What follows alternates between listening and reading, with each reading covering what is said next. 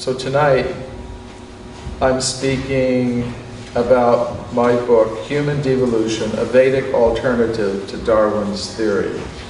Итак, сегодня я буду говорить о другой своей работе, которая называется «Человеческая деволюция. Ведическая альтернатива теории Дарвина».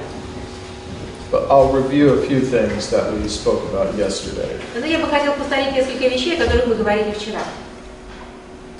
I'm a researcher in human origins for the International Society for Krishna Consciousness. Я являюсь исследователем происхождения человечества для Международного общества сознания Кришны.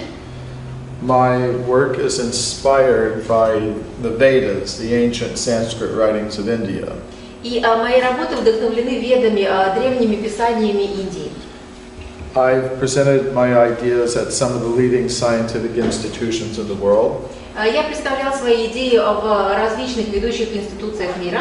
Like the Royal Institution in London. Например, в Королевском институте Лондон. The Russian Academy of Science in Moscow. Российская академия наук в Москве. And I'm happy to be here tonight in Riga. И я очень счастлив быть сегодня здесь, в Риге. Not everybody agrees with my ideas. Надо сказать, что не все соглашаются с моими идеями. And you can make up your own mind about them. И вы также можете составить собственное представление о моих идеях. You can agree or disagree, I don't care. Можете соглашаться, можете не соглашаться.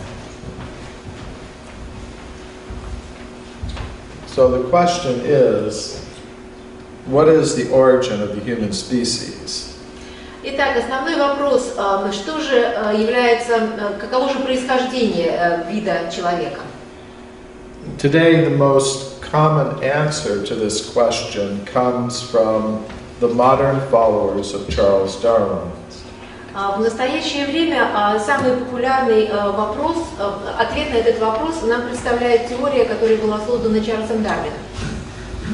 And they say that a human being is just a combination of chemicals. И что эти последователи говорят? Они говорят, что человеческие существа – это просто комбинация различных химических составляющих. We are purely material beings. Мы совершенно материальные существа. Our consciousness and feelings of love are all just chemicals interacting in the brain. Наше сознание и наше ощущение любви – это всего лишь навсего игра химических составов в нашем мозгу. And when the chemicals stop interacting in the brain, there's no more consciousness, no more love. И когда эти химические составы перестают взаимодействовать в мозге, тогда у нас больше нету ни сознания, ни любви. They say our human form evolved from apes. Они говорят, что наша человеческая форма развилась от обезьян. And I don't agree with this theory. Я не соглашаюсь с этой теорией. I don't agree with it for two reasons. Я с ней не соглашаюсь по двум причинам.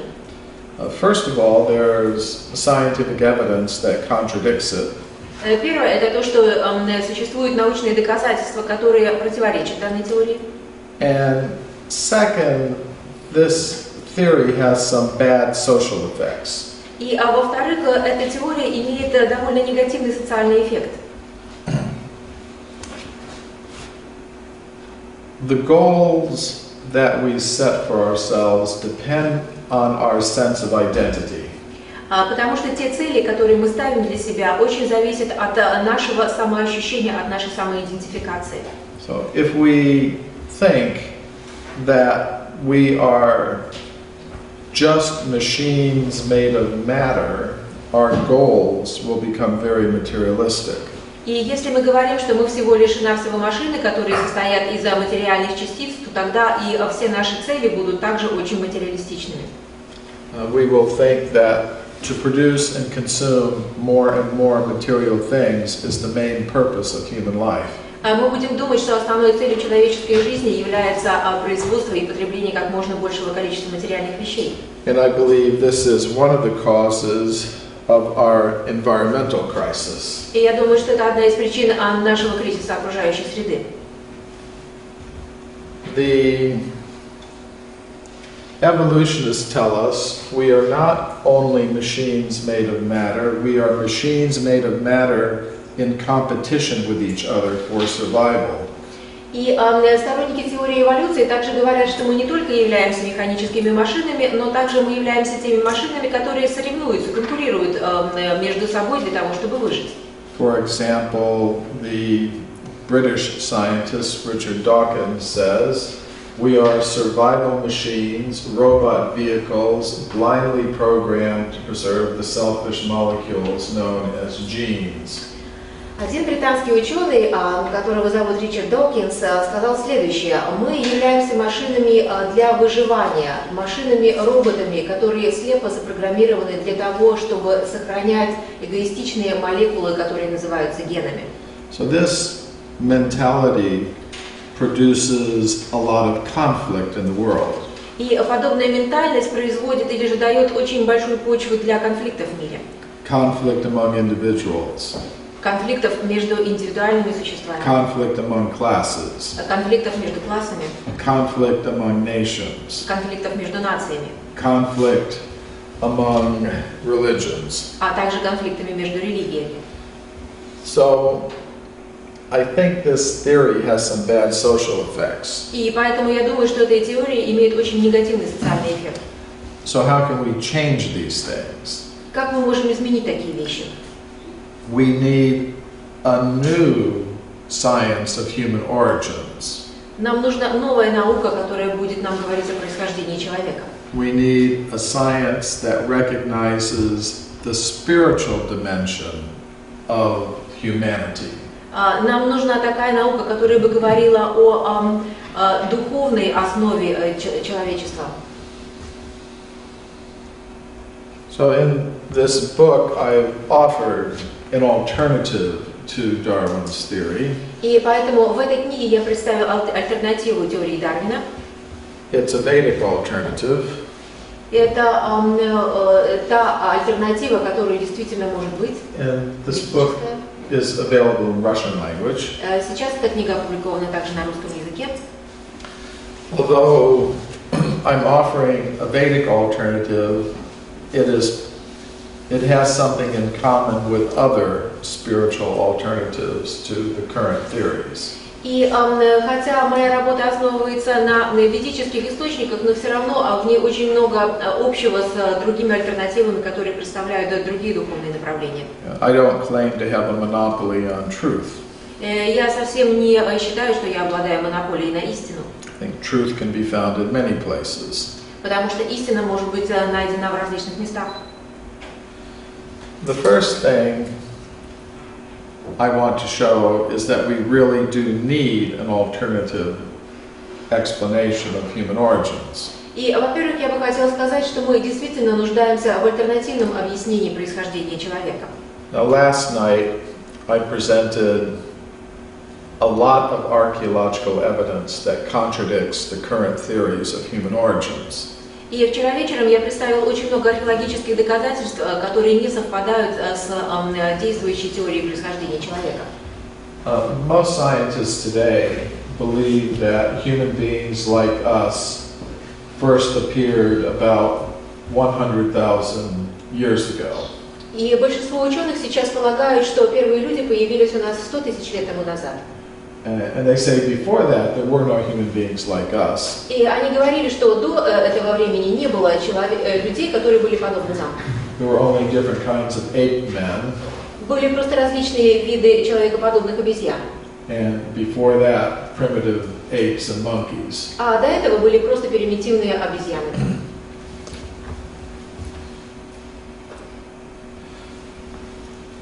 But the ancient Sanskrit writings of India tell us that humans have always existed on Earth. Но древние писания Индии и Веды говорят о том, что человеческие существа всегда были на Земле. Humans have existed for far longer than 100,000 years. Человеческие существа присутствовали гораздо более длительное время, чем 100 тысяч лет тому назад. So I documented the evidence for this in this book, Forbidden Archaeology. И поэтому я задокументировал подобного рода находки в этой работе, которая называется «Запретная археология». And this book is now available in many languages, including Russian. Опять же, эта работа сейчас уже переведена на многие языки, включая русский.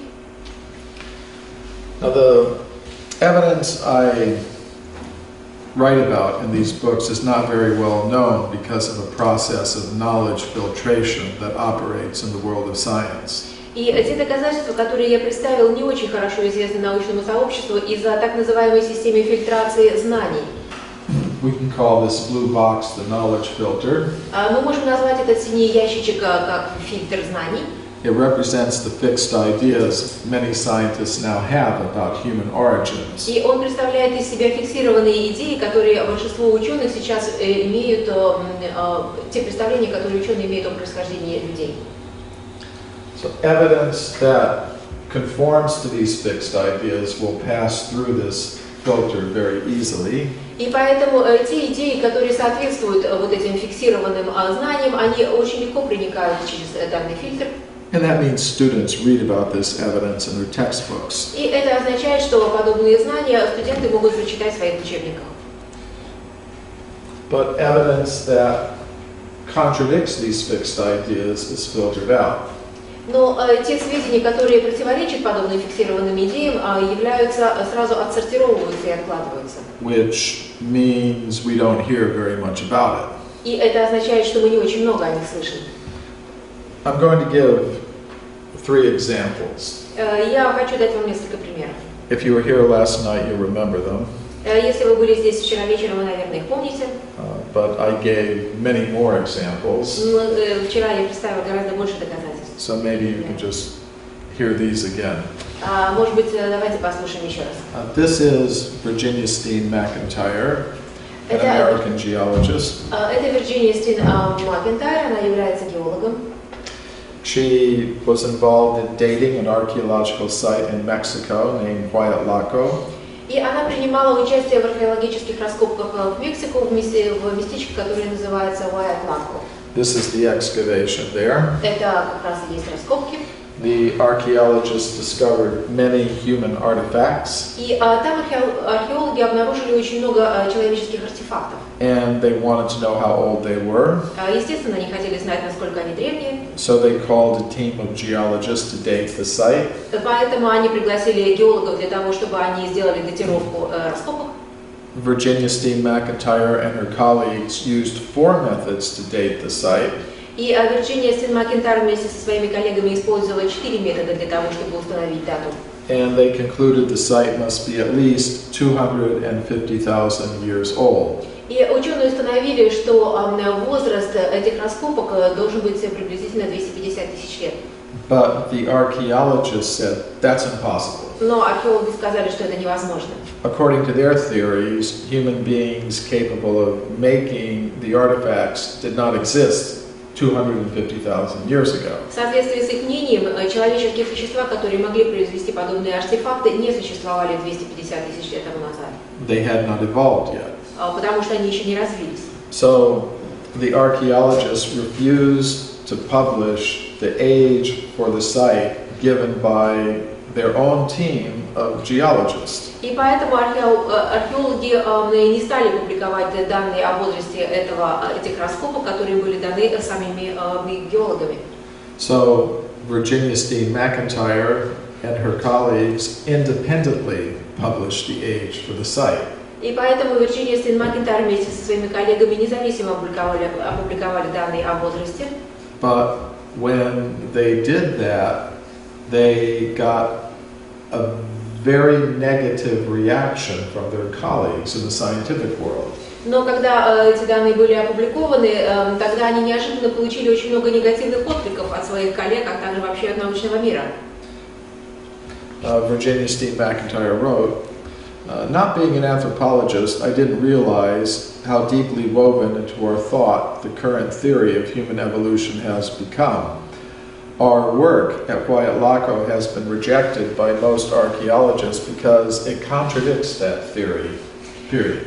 И здесь она говорит в своей работе о том, что, не будучи антропологом, я никогда не подозревала, насколько глубоко в нас вошла мысль о теперешней теории эволюции человечества. И наша работа в Хиатлако была отвергнута большинством археологов, потому что она полностью противоречит этой теории. To put it more briefly, the dates she got were rejected because they contradicted the theory of evolution. То есть, если говорить кратко, ее идеи были отвергнуты, потому что они полностью противоречат существующей идее. In 1979, Mary Leakey found footprints at a place called Laetoli in the country of Tanzania in East Africa. И в 1979 году другая ученая Мэри Лики нашла отпечатки ноги, которые соответствовали современному человеку в Танзании, в местечке. They were found in layers of rock almost 4 million years old.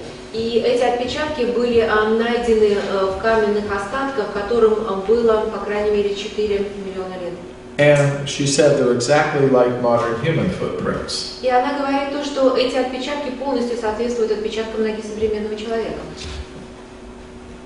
Other scientists also agreed. The paleontologist Tim White said, "Make no mistake about it, they are like modern human footprints." И с этим абсолютно согласен палеонтолог Тим Уайт, который говорит, что не надо ошибаться по поводу этих отпечатков, они действительно совершенно идентичны отпечаткам ноги современного человека. But neither Mary Leakey nor Tim White believed the footprints were made by humans like us. Но ни один из этих ученых в действительности не верил в то, что эти отпечатки были оставлены такими существами, как мы. They were evolutionists. Они были эволюционистами. And they did not think that humans like us existed 4 million years ago. И, естественно, они не думали, что такие люди, как мы, существовали 4 миллиона лет тому назад. So how did they explain the footprints? Как же они объяснили появление этих отпечатков? Well, they proposed there must have been some ape man who had feet exactly like modern human feet, and that's how the footprints were made. Они это объяснили следующим образом, что существовали обезьяноподобные существа, у которых ноги были точно такие же, как у современного человека, именно от этих ног и остались отпечатки. Now that's an interesting idea. Это очень интересная идея. But there's no physical evidence to support it. Но нету никакого физического доказательства. We have the skeletons of the ape men who existed 4 million years ago. У нас есть отпечатки ступней тех обезьяноподобных существ, которые существовали 4 миллиона лет тому назад. They're called Australopithecus. Они называются австралопитеками. Australopithecus has a foot that is not like that of a modern human being. И австралопитеки, их ступни совершенно отличаются от ступней современного человека. The foot of Australopithecus is like that of a chimpanzee with very long toes. И ступня австралопитека больше похожа на ступню шимпанзе с очень длинными гибкими пальцами. So what did Mary Leakey actually find? И что же на самом деле нашла Мэри Лики? I believe she found evidence that humans like us were present 4 million years ago. Я думаю, что она нашла доказательства тому, что люди, подобные нам, были уже 4 миллиона лет тому назад. In the 19th century, gold was discovered in California. И в 19 веке в Калифорнии обнаружили золото. To get the gold, the miners dug tunnels in the sides of mountains. И для того, чтобы добыть это золото, шахтеры начали пробивать шахты внутрь горы. This mountain is called Table Mountain because it's flat on top like a table. И эта гора называется Столовая гора, потому что ее верхушка плоская, как стол. Deep inside the tunnels in the solid rock, the miners found human artifacts and human bones. И надо сказать, что внутри этой горы шахтеры обнаружили артефакты, а также останки людей. The human bones and artifacts were found in layers of rock that belonged to the geological period called the Eocene. И надо сказать, что эти артефакты и человеческие остатки залегали в том пласте, который относится к эпохе Эоцена. Actually, they belong to the early Eocene. Вообще они принадлежали раннему Эоцену. And that means they're about 50 million years old. И это означает, что их возраст 55 миллионов лет. These discoveries were reported to the scientific world by Dr. Whitney. И эти изыскания были представлены мировому научному сообществу геологом доктором Уитни. He was the chief government geologist of California. Он был самым главным правительственным геологом Калифорнии. His report was published by Harvard University. Его отчет был опубликован университетом Гарварда. But we don't hear very much about these discoveries today because of the process of knowledge filtration. Но мы не очень много слышим сегодня о подобных находках именно из-за процесса фильтрации знаний. This is the anthropologist William Holmes. Это антрополог Уильям Холмс. He said, if Dr. Whitney had understood the theory of human evolution, he would not have published his report. Который сказал, если бы доктор Уитни вообще понимал теорию человеческой эволюции, то тогда подобную работу он вообще не опубликовал. If the facts did not support the theory of evolution, they had to be rejected. То есть, если факты не подтверждают теорию эволюции, то они должны быть отвергнуты. And that's what happened. И именно это и произошло. But some of the artifacts from the California gold mines are in the collection of the Museum of Anthropology of the University of California. И сейчас те артефакты, которые были найдены в Калифорнии, принадлежат Музею антропологии Калифорнии. They're not displayed to the public. Надо сказать, что они не выставлены на обозрение публики. But I got permission from the director of the museum to see them. Но я получила разрешение директора музея для того, чтобы на них посмотреть. And they're still there. Они все еще там хранятся. And these are some of them. И вот это несколько образцов. So there are many hundreds of cases like this. И надо сказать, что подобных случаев несколько сотен. Not just 2 or 3. Их не 2 или 3. I just wanted to give you some examples. Я просто хотела привести вам несколько примеров. And last night I gave many more А examples. вчера вечером я приводил гораздо больше примеров. This evidence contradicts the Darwinian theory of human evolution, Вот эти свидетельства противоречат дарвиновской теории происхождения. which means we need new explanations for human origins. И это означает, что нам нужно другое объяснение происхождения человека. And in this book I've offered an alternative explanation. И в этой книге я как раз предложил альтернативное объяснение. Now, before we even ask the question, where did human beings come from, we should first ask the question, what is a human being? Но прежде чем мы зададим себе вопрос, откуда человек произошел, нам нужно ответить на вопрос, что такое человек. Today, many scientists believe a human being is simply a combination of the ordinary material elements. Сегодня большинство ученых верит, что человек – это простая комбинация материальных элементов. But I believe that if we look at all of the evidence, we will see it is better to say a human being is made of 3 things. Но я думаю, что если мы посмотрим на все свидетельства, то гораздо точнее будет сказать, что человек состоит из как минимум 3 вещей. Ordinary matter, yes, that's part of what a human being is. Обыкновенная материя, да, это часть человеческого существа. But beyond that, there is a subtle mind element, which has some very unusual powers. Но кроме этого у нас есть более тонкий элемент, который называется умом, и он обладает совершенно огромной мощностью. And beyond that, there is a conscious self that is non-material. И кроме этого у нас есть сознание, которое не является материальным. So when I speak of mind and consciousness, and сознание, I don't mean temporary byproducts of bioelectrical activity in the brain. I mean real things with their own independent existence. И когда я говорю об уме и сознании, я не говорю о стороннем продукте взаимодействия биохимических процессов в нашем мозгу, мы говорим о уме и сознании как о действительно независимо существующих вещах. Now, some scientists object to this. Некоторые ученые возражают. They say that is not scientific. И они говорят, что это не научный подход. We don't bring in all kinds of new mystical substances Мы не собираемся вводить в наш обиход какие-то новые мистические субстанции.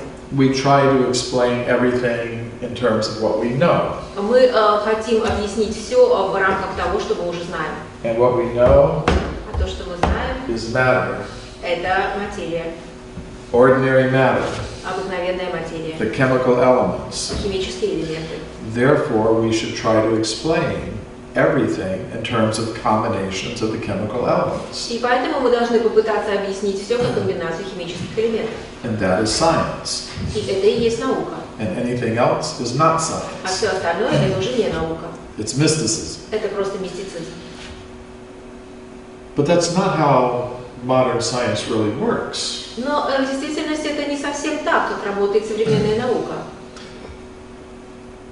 Until the 1970s, До 1970 года, when astronomers looked at the universe, когда астрономы смотрели на Вселенную, they tried to explain everything they could see in terms of ordinary matter operating according to known gravitational laws. они смотрели на Вселенную и пытались все объяснить с точки зрения обыкновенной материи, которая работает в соответствии с законами гравитации. But they found they could not do that. Но затем они обнаружили, что Вселенную таким образом объяснить невозможно. For example, they could not explain the spiral structure of galaxies. Например, они не могли объяснить спиральную структуру галактик. So, to explain what they observed, astronomers introduced new substances. И поэтому для того, чтобы объяснить то, что они видели, астрономам пришлось ввести понятие другой материи.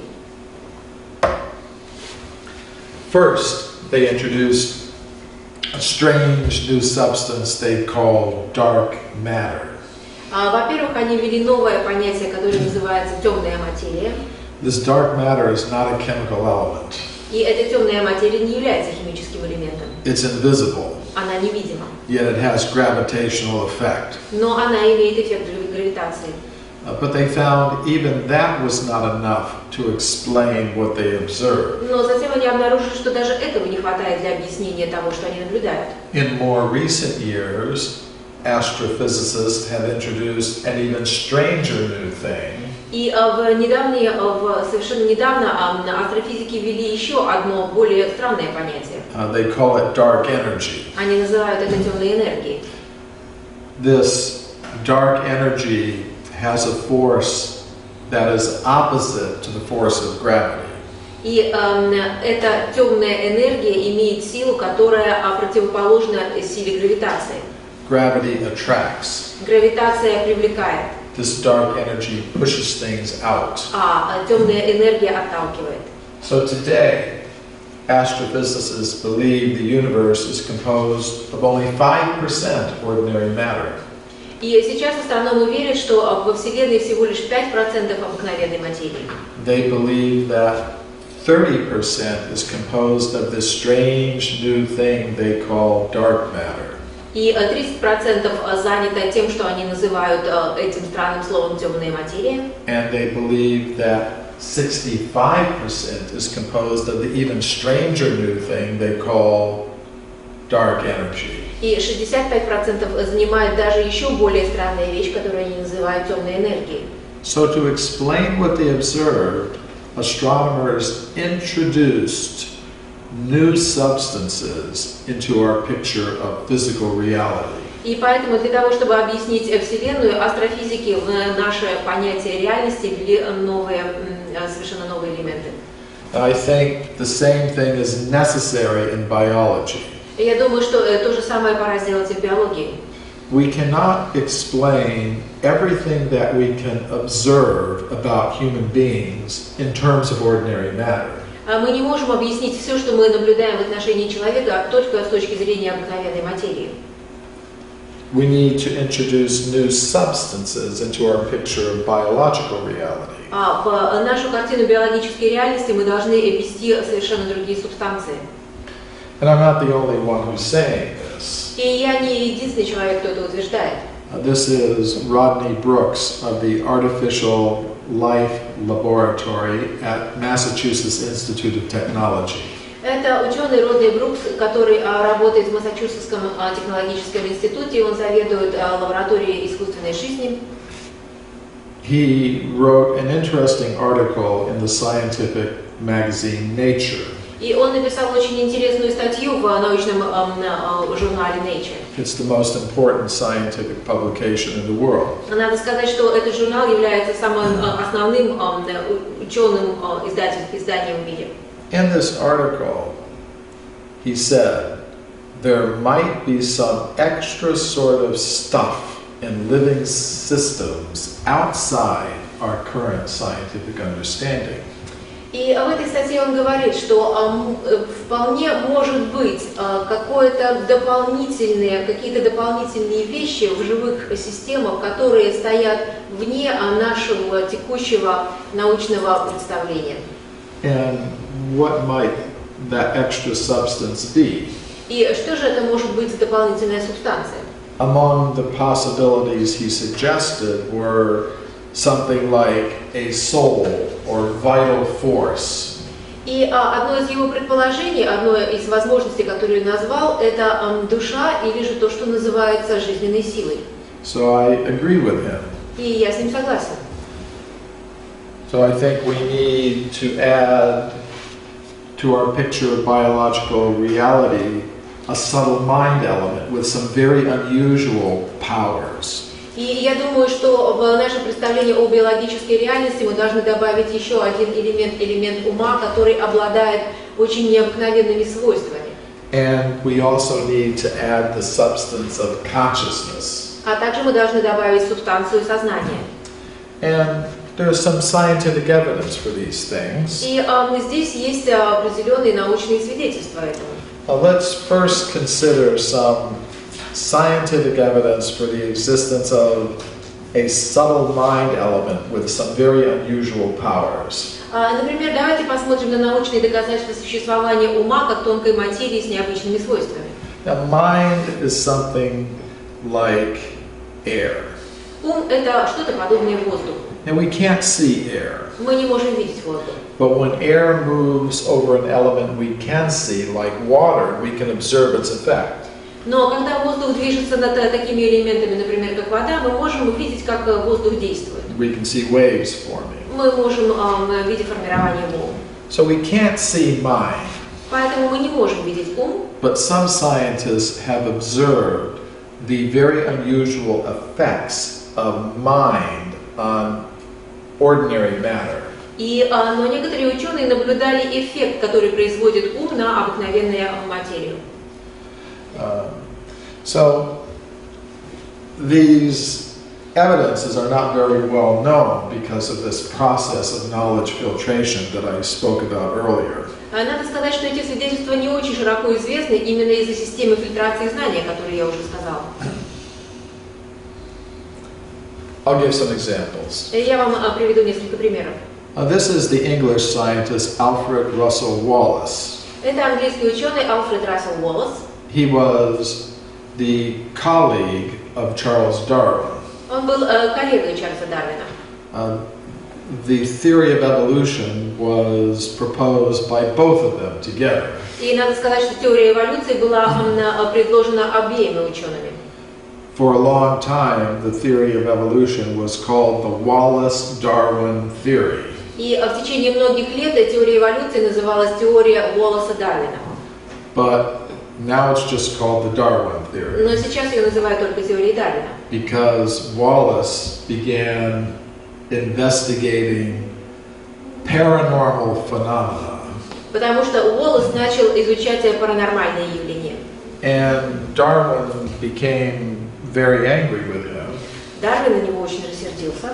He said, you shouldn't become involved in these И things сказал, не надо вообще увлекаться в подобные вещи, because it will kill our theory. потому что это убьет нашу теорию. But Wallace continued his research. Но Уоллес продолжил свои исследования. He did this research with another English scientist, Sir William Crookes. И он делал исследования с другим ученым, которого звали сэр Уильям Крукс. Crookes was a prominent physicist. Надо сказать, что Крукс был очень выдающимся физиологом. He was a president of the Royal Society, England's top scientific institution. Надо сказать, что он был председателем Королевского общества, то есть самого главного научного органа. So these two scientists did research with mediums. И эти два ученых провели исследования медиумов. Mediums are people who have some very strange mental powers. Медиумы — это те люди, которые обладают очень странными ментальными способностями. Now, one of the mediums they investigated was a man named Daniel Douglas Hume. И один из медиумов, которых они исследовали, был Дэниел Даглас Хьюм. So he could do some unusual things. Он мог творить совершенно необычные вещи. For example, he could take a musical instrument, an accordion, and hold it with one hand at the top. And the instrument would play very elaborate tunes. Например, он мог держать подобную гармонику за один конец, и в то же самое время эта гармоника могла начинать играть различные очень интересные мелодии. So these two scientists decided to test him. И поэтому двое ученых решили его протестировать. First they thought maybe he's using some trick instrument. Сначала они думали, что этот инструмент с каким-то подвохом. So they bought a new instrument from a music store to use in their experiments. И поэтому для эксперимента они купили совершенно новую гармонику из магазина. And then they thought maybe somehow he's like a magician, very expertly getting his other hand down on the keys. А потом они подумали, что может быть он как волшебник, как трюкач, просто руку где-то подсовывал и играл на этой гармонике. So to prevent him from doing that, they built a cage. И чтобы не допустить этого, они сделали вот такую клетку. So he had to hold the accordion at this end. Чтобы он держал гармонику только за этот край. The keys are down here. А ключи, кнопочки, они находились внизу. So the cage prevents him from touching the keys with his other hand. И поэтому эта сетка предотвращала прикосновение руки к другому концу. So they made the experiment like this. И они вот проделали подобный эксперимент. Hume is sitting here. Хьюм сидел здесь. He must put his other hand on the top of the table. Другую руку он держал на поверхности стола. With one hand, he's holding the accordion. Одной рукой держал аккордеон. And the keys are down here. И ключи клавиши находились внизу. So they found that under these conditions, he could still cause the accordion to play very elaborate tunes. И они обнаружили, что даже в таких условиях он мог заставить гармонику играть очень сложные вещи. But it doesn't stop there. Но на этом все не остановилось. Both of these scientists said Оба этих ученые заявили, they saw him take this hand out of the cage. Что они видели, как он вот эту руку выносил из клетки. And they saw the accordion floating in the cage, playing elaborate tunes all by itself. И они заявляли, что тем не менее гармоника оставалась висеть в воздухе и продолжала играть мелодии. So this shows he had this power to use his mind to control ordinary matter in a very unusual way. И это означало, что этот человек мог использовать свой ум для того, чтобы контролировать обыкновенную материю очень своеобразным образом. But you're not going to read about this in your science textbooks. Но опять же, об этом вы никогда не прочитаете в научных работах. It's part of what I call the hidden history of science. Это то, что я называю запретной теорией науки. Now, both of these scientists, Wallace and Crookes, observed levitations by Hume. Надо сказать, что и Уоллес, и Крук наблюдали левитацию, которую производил Хьюм. Now, we all know magicians can produce the illusion of a levitation. Мы все знаем, что маги, не маги, скажем, волшебники, те, которые делают представления, они могут сделать иллюзию левитации. you can see television programs about these things. Вы, наверное, видели все в телевизионных программах подобные вещи. You know, how magicians make their tricks. И там опять же рассказывалось, как эти маги готовили свои трюки. Now, to produce a levitation as a trick requires some apparatus. Но для того, чтобы иллюзионисту произвести свой трюк, ему обязательно нужен какой-то подручный аппарат. But that's not what happened in this case. Но это совсем не то, что происходило в данном случае. The scientist would go to Hume's apartment in London without giving any warning. Ученые приходили в квартиру Хьюма в Лондоне без какого-либо предупреждения. And they would tell him, "Come with us right now." И они ему говорили: пойдем с нами прямо сейчас. Then they would take him to the house of some English scientist, Они его приводили в дом какого-то другого английского ученого, where he'd never been before, где он до этого никогда прежде не был, and where he had no friend with him to do things. где у него не было друга, который помог бы ему что-то сделать. And then just standing in the middle of the scientists, he would levitate. И просто стоя в кругу ученых, он начинал левитацию. And both Wallace and Crookes observed this. И оба, и Уоллес, и Крук это видели. And they would feel everywhere around him, there's nothing around him, no wires, no apparatus. И абсолютно все могли засвидетельствовать то, что вокруг него не было никаких проводов, не было никакого аппарата. On one occasion, some scientists had Hume on the third floor of a building. И в одном случае Хьюм показывал свои фокусы на третьем этаже здания. And they observed him float into the air and take a horizontal position. И ученые отметили, что он поднялся в воздух и затем принял горизонтальную позицию. Then he floated out the window Затем on он the third вылетел floor, из окна третьего этажа, and then came in another window вошел, влетел в другое окно in horizontal position, и переменил свою позицию. and then he assumed the vertical position and came down to the floor. И с вертикальной позиции он уже опустился на пол. And these very prominent scientists observed these things. И все выдающиеся ученые действительно это видели.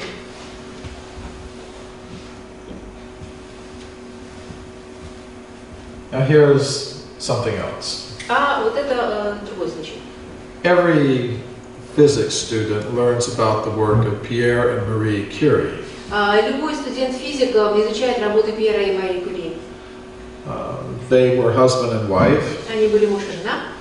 They both got Nobel Prizes for their work in discovering radium and other things. Они получили Нобелевскую премию за открытие радиума и другие вещи.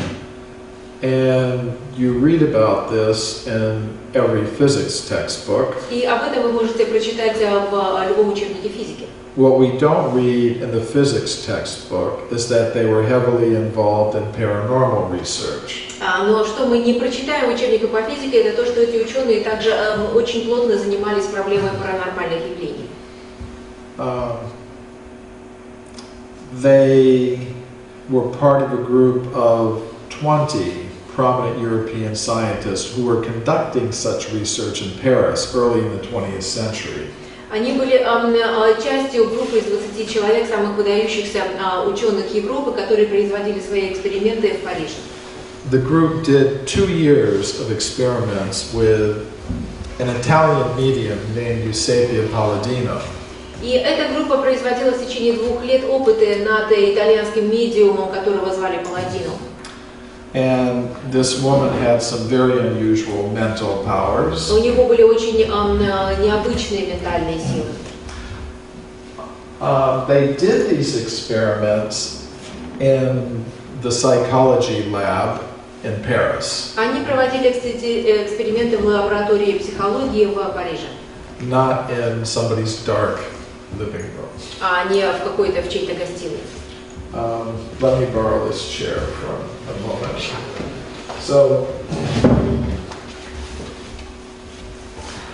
on one occasion, they had the medium in the laboratory, and she was sitting in a chair, В одном случае, значит, медиум сидел в лаборатории на стуле, and Marie Curie was holding her hands. а Мария Кюри держала руку этой женщины-медиума, Other scientists were holding her feet а другие ученые держали ее ноги, to make sure she wasn't moving at all. для того, чтобы убедиться, что она вообще не двигается. And Pierre Curie said that in the middle of the lab, in broad daylight, a large table was floating 1 meter off the ground in the presence of this woman.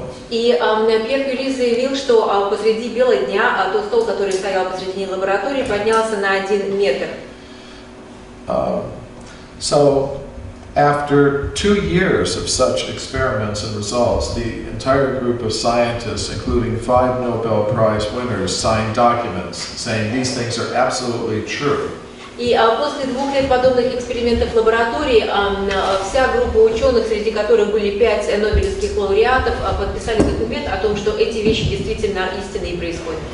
And Pierre Curie wrote letters to his physicist friends saying, these things are absolutely true. We have to take them into account if we're going to have a complete picture of reality. И тогда Пьер Кюри написал своему другу физиологу о том, что эти вещи действительно абсолютно правдивы, и мы должны принимать их во внимание для того, чтобы иметь правильную картину мира. But you're not going to read about these things in your physics textbooks. Но опять же, вы никогда не прочитаете о таких вещах в своих учебниках по физике.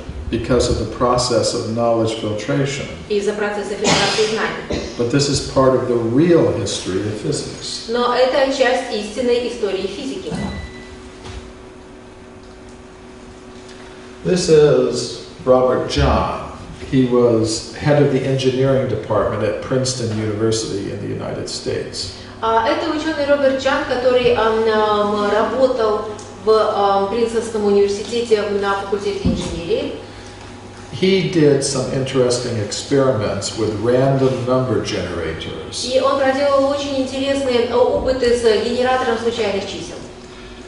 A random number generator is a computer-like machine that will generate an output of a random series of zeros and ones. И вот этот генератор случайных чисел является такой машиной, которая производит и выдает совершенно беспорядочный набор чисел, которые состоят из нуля и единицы. If you let the machines run by themselves, they will generate 50% zeros and 50% ones. И если эта машина будет работать самостоятельно в течение какого-то времени, то тогда вы обнаружите, что 50% выданных чисел это нули, 50% это единицы. But John asked students from the university to sit in front of these machines and simply will mentally that they produce more ones than zeros or more zeros than ones. Но что Роберт Чан сказал? Он сказал студентам, которые присутствовали в лаборатории, что просто они должны сидеть и с помощью своей воли, своего ума, как бы загадать, пожелать, чтобы было, скажем, больше единиц или же было больше нулей. And these experiments went on for over 10 years. И подобные эксперименты он проводил более чем 10 лет. And the experimenters found that the students were actually able to do it. И экспериментаторы обнаружили, что студенты действительно могли влиять на это. They could cause the random number generators to produce more ones than zeros or more zeros than ones simply by their mental intention. Они действительно могли заставить генератор случайных чисел выдавать больше нулей или больше единиц чисто силой своего ментального намерения. So this is more evidence for a subtle mind element that can influence ordinary matter in some very strange ways. И поэтому это является еще одним доказательством того, как наш ум может влиять на нашу обыкновенную материю очень странным образом. Now, some very interesting experiments in extrasensory perception have been carried out at universities in Europe. И очень интересные исследования по экстрасенсорике были проведены в университетах Европы. In these experiments, one person called a receiver is put into a very relaxed condition. И в этих экспериментах тот человек, который называется получателем, его окружает очень такая релаксирующая обстановка, то есть он полностью расслаблен. In another room, another person called a sender looks at a picture chosen by a computer. А в другой комнате сидит тот человек, который называется отправителем, и он смотрит на ту картинку, которую ему выдает компьютер.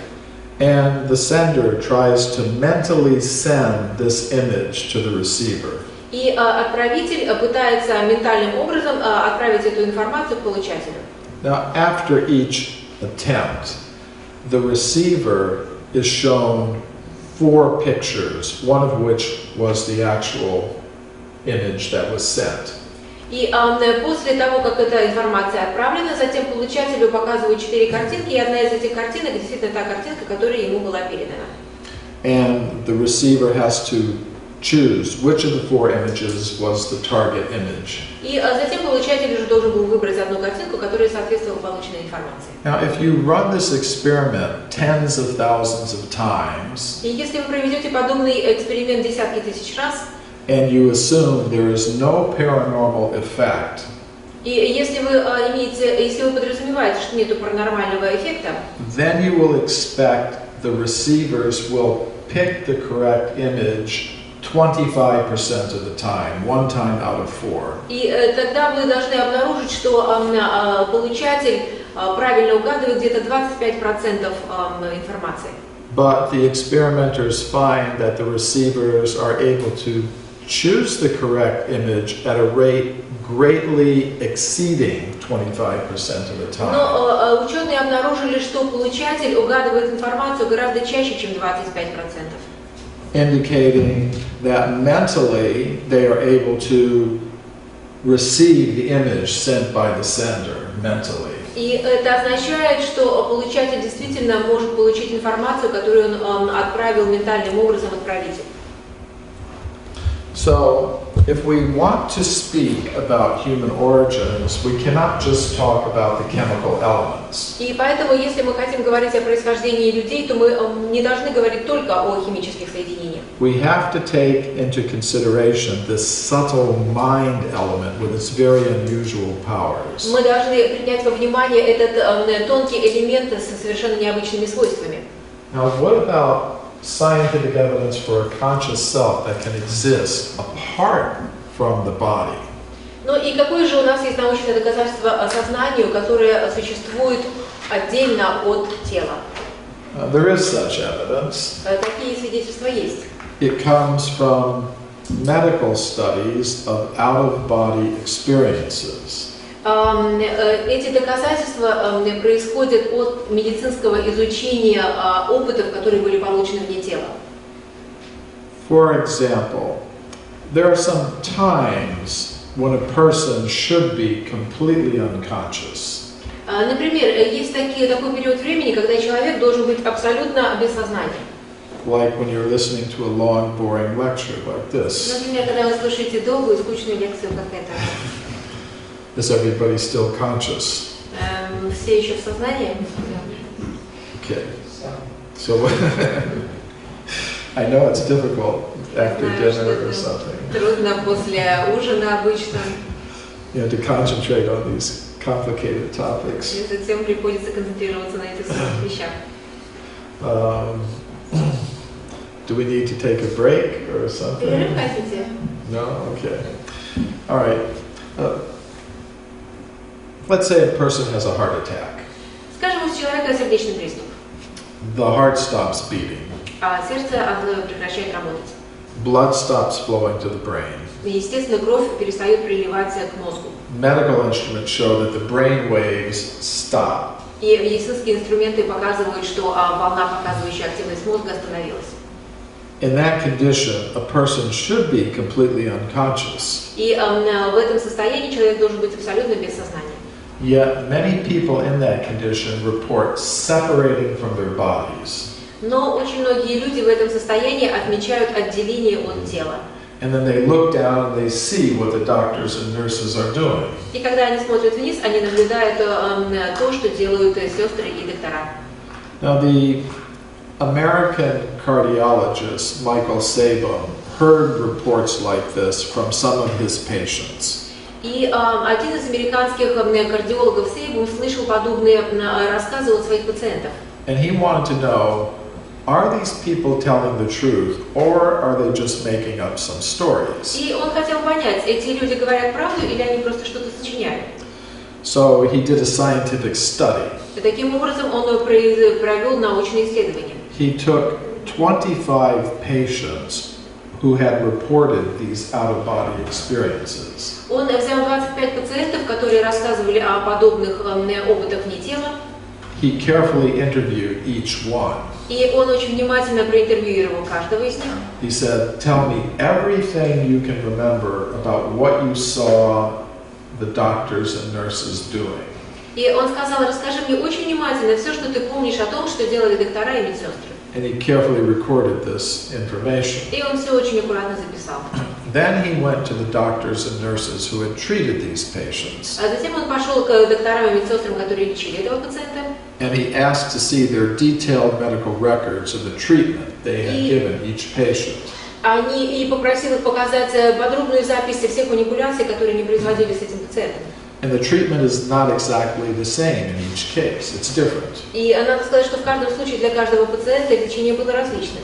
And the patients do not see these medical records. И пациенты, конечно же, не видят эти медицинские записи. But he found that the descriptions given by the patients matched the records kept by the doctors who had treated them. Но он обнаружил, что то, что рассказывали пациенты, совпадает с тем процессом лечения, который был записан врачами. So he determined these people are not just making up some stories. И поэтому он решил, что пациенты не просто сочиняют. They are giving accounts that are verifiable. Они дают доказательства, которые можно проверить. So in these cases, the conscious self separates from the body, separates from the brain, and then goes back into the same body. И в этом случае сознание как бы отходит от тела, то есть от мозга, и затем возвращается обратно в мозг в данных случаях.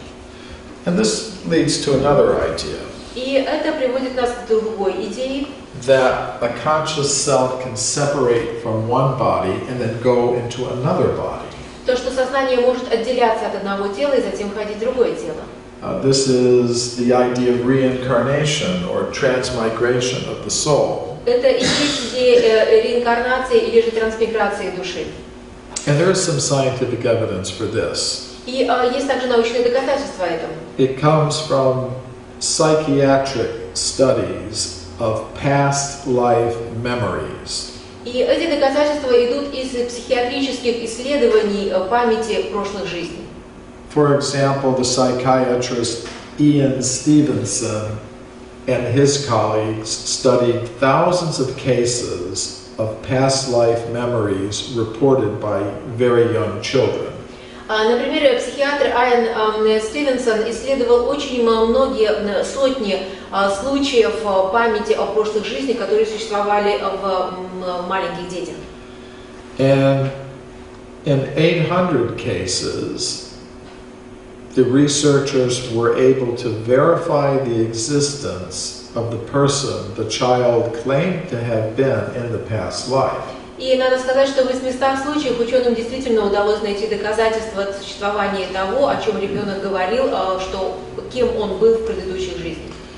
So there is scientific evidence that consciousness can exist apart from the body and go from one body to another. Поэтому есть научные доказательства того, что сознание может существовать вне тела, и то, что оно может двигаться от одного тела к другому. Now, these topics may seem very unscientific to some people. Надо сказать, что, наверное, для некоторых людей подобные темы звучат совершенно ненаучно. They may wonder, how can we accept these things? How can we take these things seriously? Возможно, они думают, как мы вообще можем воспринимать эти вещи серьезно. Now, there was a famous scientist named Carl Sagan. Был очень известный ученый, которого звали Карл Саган. And he was very skeptical about these things. Он очень скептически относился к подобным вещам.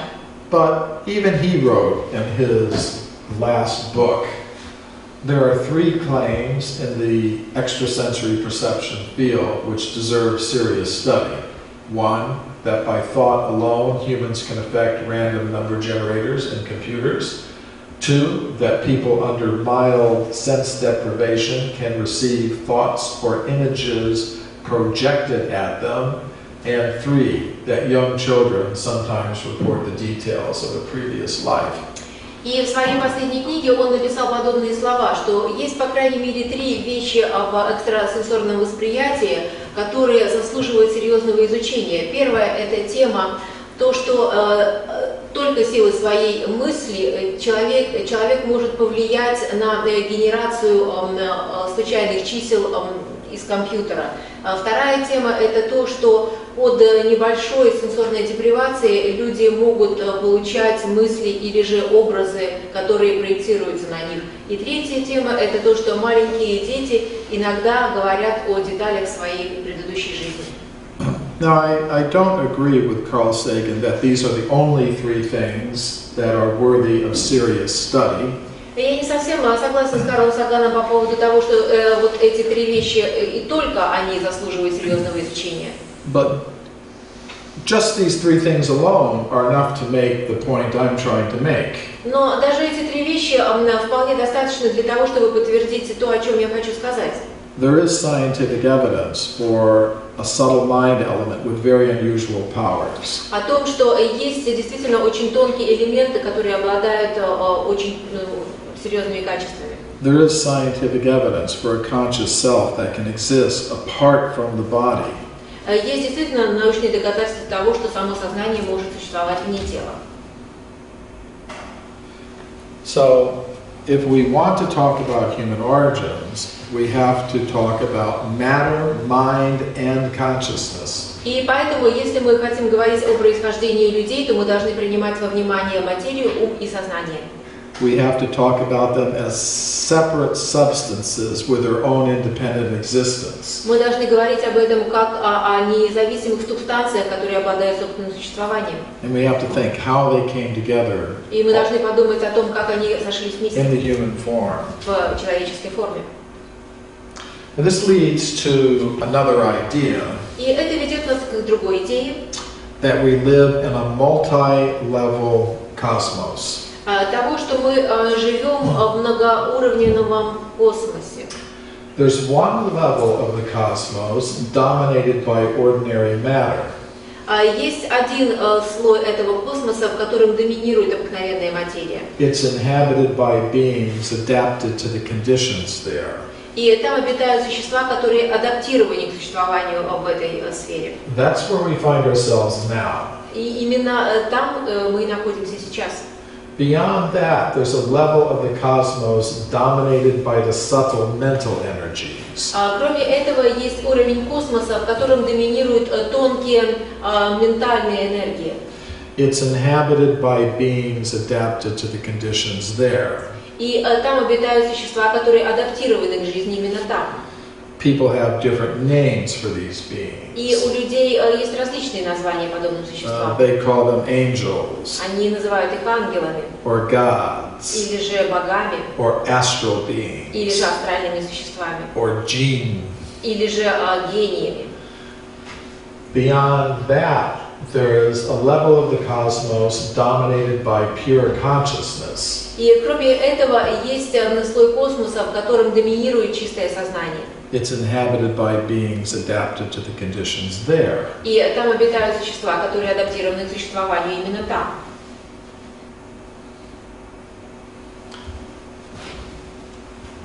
This idea of a multi-level cosmos was dominant in Europe in the Middle Ages. Надо сказать, что эта идея многоуровневого космоса была доминирующая в Европе Средневековья.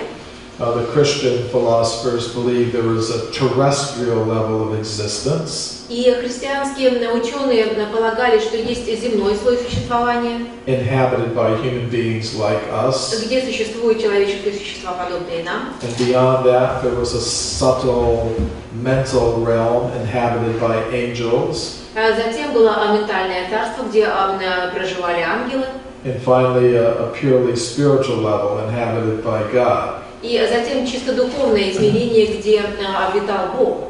And we find similar ideas in most of the world's cultures. И подобные же идеи существуют в большинстве мировых культур. The Egyptian, the Greek, the Roman, the Chinese, Египетская, римская, китайская, Slavic. славянская. But many people today do not have very much belief in writings of ancient cultures. Но сейчас современные люди не очень верят в те писания, которые оставили древние культуры. They want to know what kind of evidence is there that we can observe today that would lead us to think we're existing in a multi-level cosmos with all kinds of beings at different levels. Они думают, какие же сейчас могут быть доказательства того, что мы действительно существуем в космосе с многими уровнями. Here are some categories of such evidence. И здесь представлены некоторые категории подобных свидетельств. Communications from spirits of departed humans Первое – это коммуникация от духов умерших людей, that are received by humans existing at our level. которые принимаются человеческими существами, живущими в нашем мире, на нашем уровне. Second is possession of the bodies of humans on our level by spirits of departed humans. Второе – это когда дух умершего человека вселяется в тело живущего сейчас человека. Third, apparitions of spirits of departed humans. Третье – это привидение духов умерших людей. Four, possession of the bodies of living humans by spirits of superhuman beings. И обладание человеческим телом теми существами, которые являются сверхлюдьми. And these superhuman spirits may be of either a divine or demoniac nature. И эти сверхчеловеческие духи могут быть божественного происхождения, а также происхождения демонического. Five, apparitions of superhuman beings. Пятое – это привидение вот этих сверхчеловеческих существ. And then six, we have the modern UFO alien abduction kinds of reports. И шестое – это то, что мы сейчас имеем отчеты о современных случаях похищения людей инопланетянами, а также современные случаи появления инопланетян. I'm going to give one example of each category of evidence. И я дам один пример на каждую категорию свидетельств. Do you want to hear them? Хотите послушать? Okay. Not tired? Не устали? Don't want a break? Перерыв не хотите?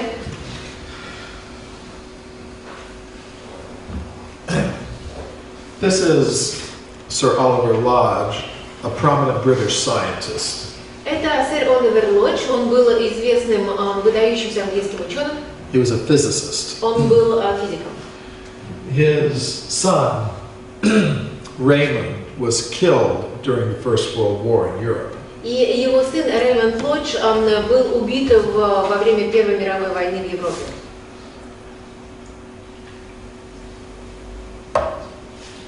So, he wanted to establish contact with the spirit of his son.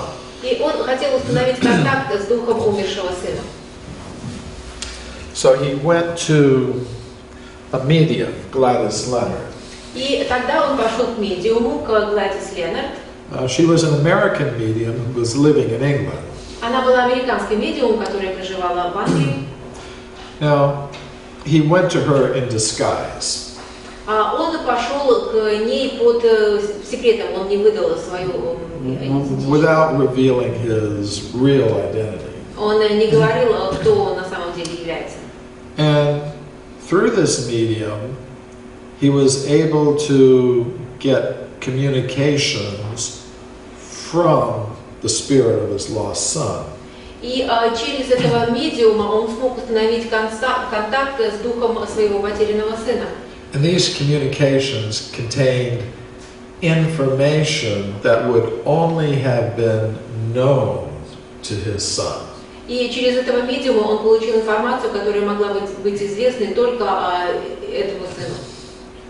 And Lodge wrote a book about these experiences. И Лодж написал книгу, которая говорит о подобных опытах. Now, being a professional scientist, he was very much aware of the kinds of objections that his scientific colleagues would make. И, будучи сам ученым, он прекрасно понимал, какое возмущение вызовет подобная работа среди его коллег. So, in this book, he very extensively replied to all these possible objections. И поэтому в своей книге он очень подробно отверг всех возражений, которые могли появиться. So, it's a very important book. Поэтому это очень важная книга. By a professional scientist Она была написана профессиональным ученым, who experienced a communication from the spirit of a departed human that was existing on some other level of the cosmos. потому что он здесь описывает свой опыт коммуникации с духом, который существовал на другом уровне существования. And there are many more examples like that. И есть очень много других примеров, подобных этому. Now, this is the psychologist William James. Это психолог Уильям Джеймс. He's known as the father of modern psychology in the Он West. известен как отец современной психологии на Западе. And in his textbook, Principles of Psychology, he gives a case of spirit possession. И в своей работе «Принципы психологии» он описывает случаи тогда, когда в тело вошел другой дух.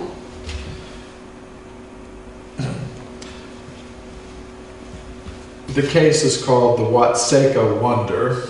Этот случай называется удивительный случай Уотсека. Watseka is a small town in the state of Illinois in America. И Уотсека — это маленький городок в штате Иллинойс в Америке.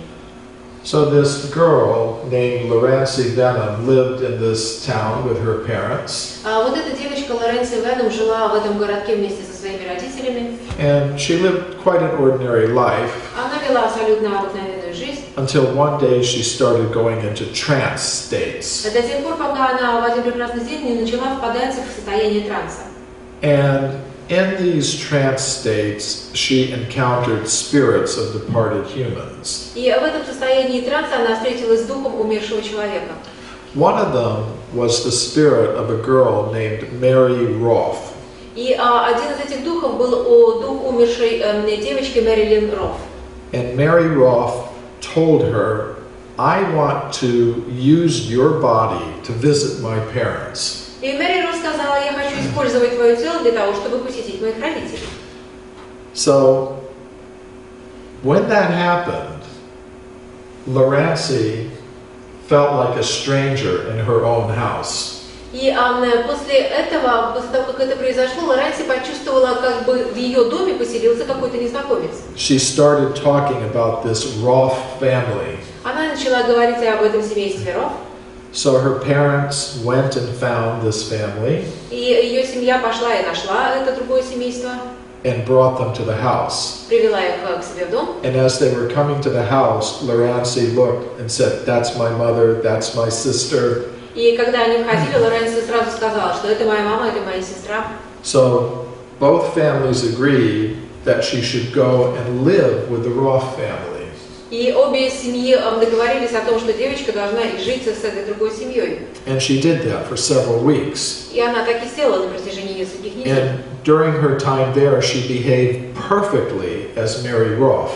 И в течение этого визита она вела себя абсолютно так, как вела себя Мэри Рофф. And she displayed detailed knowledge of the family's history. Она показала абсолютное подробнейшее знание о семейной истории. Things that would only have been known to Mary Roth. Тех вещей, которые могли бы быть известны только Мэри Рофф. So she lived as their daughter for several weeks. И она жила вместе с ними, как их дочь, в течение нескольких недель. And then she again went into the trance states. А затем она опять вошла в состояние транса. And Mary Roth told her, okay, I've seen my family, I've seen my parents, I'm going back to where I came from. И Мэри Рофф сказала: хорошо, я побывала дома, я побывала со своими родителями, поэтому теперь я возвращаюсь обратно. And then she felt like a complete stranger in the Roth house.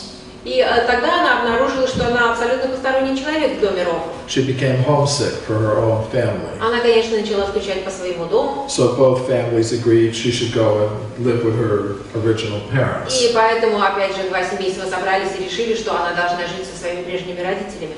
Now, what I find interesting about this case Что я нахожу особо интересного в этом случае? is that it was included by William James in his textbook, Principles of Psychology, as a genuine case of spirit possession.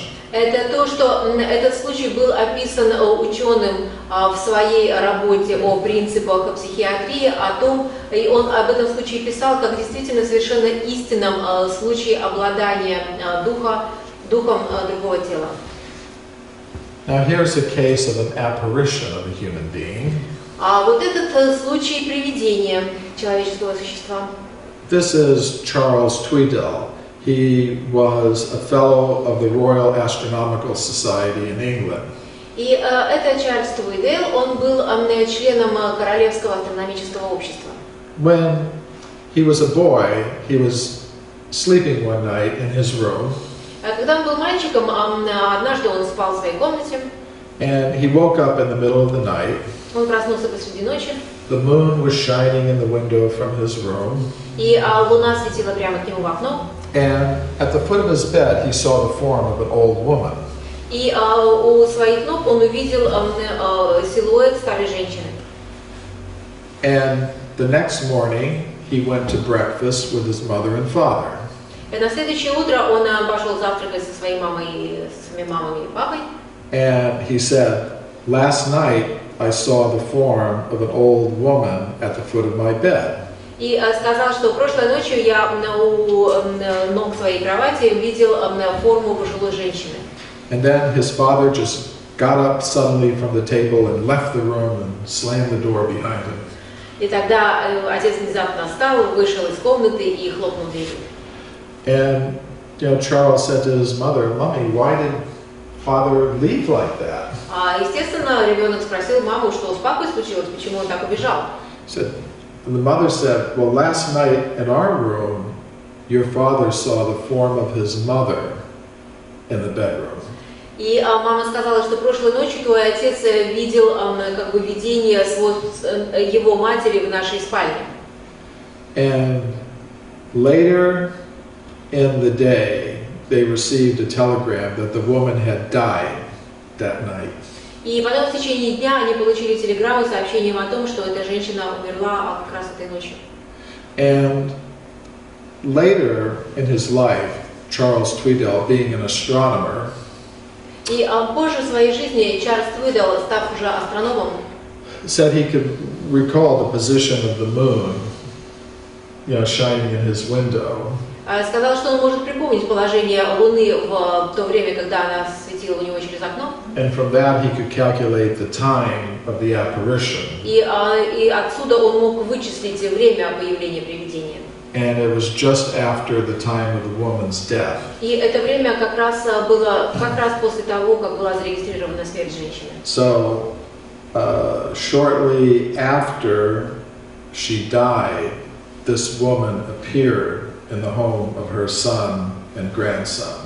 То есть после того, как женщина умерла, ее привидение появилось в доме, где жили ее сын и внук. And there are many reports like this. И есть очень много подобных же свидетельств. But this one comes from a professional scientist. Но это свидетельство происходит от профессионального ученого. Now, many people have seen a film called The Exorcist. Многие люди видели фильм, который называется «Экзорцист». And in this film, which is based on a novel, В этом фильме, который базируется на романе, a boy is possessed by the spirit of a superhuman being, a demoniac being. В этом фильме рассказывается о мальчике, телом которого обладает один сверхчеловеческий дух демонического начала. And in this possession, the boy speaks unknown languages. И тогда, когда этот дух обладает этим мальчиком, он говорит на неизвестных языках. He floats in the air. Он плавает по воздуху. When when the doctors and other people try to control him, he displays superhuman powers, just throwing them away. И когда доктора и медсестры пытаются его схватить и удержать, он показывает сверхъестественные силы. Now, what many people don't understand is that the novel and the film are based on an actual exorcism that was carried out on a boy in Washington in the United States. И большинство людей не знают, что и этот роман, и этот фильм основываются на правдивых фактах экзорцизма, который был проведен в Вашингтоне.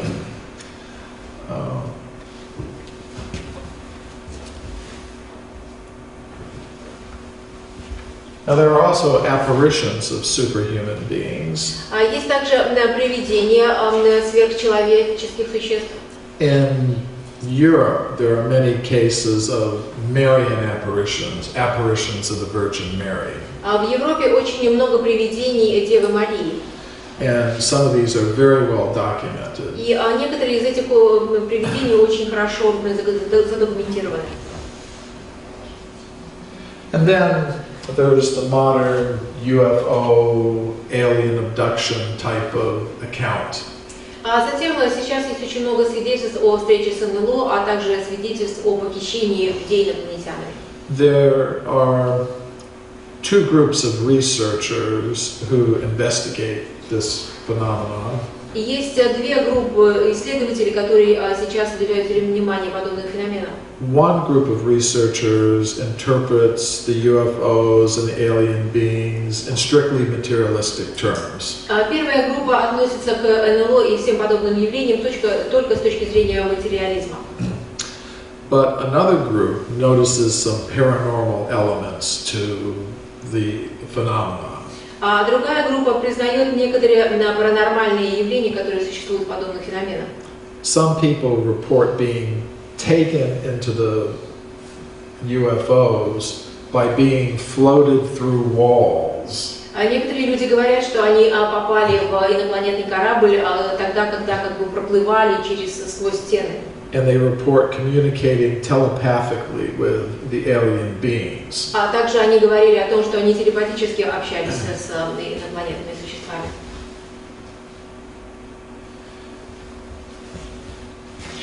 This is John Mack, who was head of the psychiatry department at Harvard University. Это Джон Мак, он был главой отделения психиатрии в университете Гарварда. He heard some of these reports. Он слышал о подобных отчетах. And he wanted to know, are these people simply psychotic or are they reporting real events? И опять же он заинтересовался, являются ли эти люди просто психически нестабильными или же они действительно говорят о реальных вещах. So he carefully studied many people who had reported these experiences. И поэтому он внимательно изучил свидетельства тех людей, которые заявляли о подобных событиях. And as a professional psychiatrist, he found that they were not psychotic or neurotic. И будучи психиатром, он обнаружил, что они не были невротиками или же психически неуравновешенными. He found them to be perfectly intelligent, sane people. Он обнаружил, что они были нормальными, умными людьми. Who were displaying the same kinds of symptoms that a soldier in war might experience or a person in an automobile accident. И он обнаружил, что свидетельства этих людей совпадают по интенсивности с теми свидетельствами, через которые проходят, они говорят о том опыте, который, например, обладают солдаты после войны или же те люди, которые попали в катастрофу. So he concluded, yes, these are real experiences. И из этого он заключил, что это действительно реальный опыт. And he took them as evidence that we exist in a multi-level cosmos. И это, опять же, он взял за доказательство того, что мы существуем в многоуровневом космосе. He wrote in his book, Passport to the Cosmos, it appears ever more likely that we exist in a multi-dimensional cosmos. The cosmos appears to be filled with beings, creatures, spirits, intelligences, gods. И в своей книге «Паспорт в космос» он пишет следующие слова. все больше и больше похоже на то, что мы существуем в космосе со многими измерениями, в том космосе, который населен существами, созданиями, духами, умами и богами. So his colleagues at Harvard University didn't like this very much. Его коллеги в университете Гарварда не очень это одобрили. And they tried to remove him from his position. Они попытались удалить его с занимаемого поста. They convened an academic court to remove him from his position. Они обратились в академический суд для того, чтобы его убрать. But he successfully defended himself. Но он очень успешно защитил себя. And kept his position. И сохранил за собой свой пост. And this is the real meaning of academic freedom. И это действительно и есть истинный смысл академической свободы. Now, some people in the world of science want to have an academic dictatorship. Потому что некоторые ученые в ученом мире хотят завести академическую диктатуру, Where it's forbidden to come to such conclusions. Где совершенно запрещено приходить к подобным выводам. Where it's forbidden to investigate such topics. Где запрещено вообще исследовать подобные темы. It's like a new inquisition. Это как бы новая инквизиция. So, I believe science should deal with everything that is possibly true about the universe we live in. Я думаю, что ученые должны заниматься всем, что возможно будет истинным для того мира, в котором мы существуем. It should be up to each individual scientist to decide what is true about the nature of reality. И от каждого индивидуального ученого зависит, как он решает, что истина в индивидуальной реальности. There should not be some group of scientists that is deciding what is true for all scientists. То есть не должно быть отдельной группы ученых, которая решает, что истина для всех ученых. There should be real academic freedom. Должна быть реальная академическая свобода. So I think Dr. John Mack was a very good example of this. И поэтому я думаю, что Джон Мак был очень хорошим примером подобного. And I agree with what he says here. И я полностью согласен с тем, что он здесь говорит. So, have you had enough? Хватит уже, может, Because there's more. потому что есть еще о чем говорить. Should we go on? Продолжим. Should stop. Okay. I always give my audiences the chance to stop. Я всегда даю шанс на остановку. So, if we exist in a multi-level cosmos, Итак, если мы существуем во многоуровневом космосе, inhabited by different sorts of beings existing at the different levels, который населен различными существами, существующими на различных уровнях, then there are certain things that happen in such a cosmos. то в таком космосе должны происходить определенные вещи.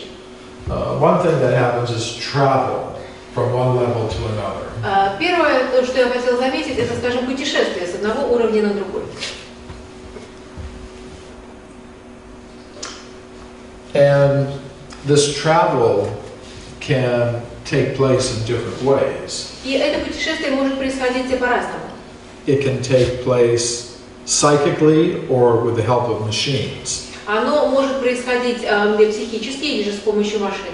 This is the American Indian shaman Black Elk. Это индийский шаман, которого зовут Черный олень, Черный лось.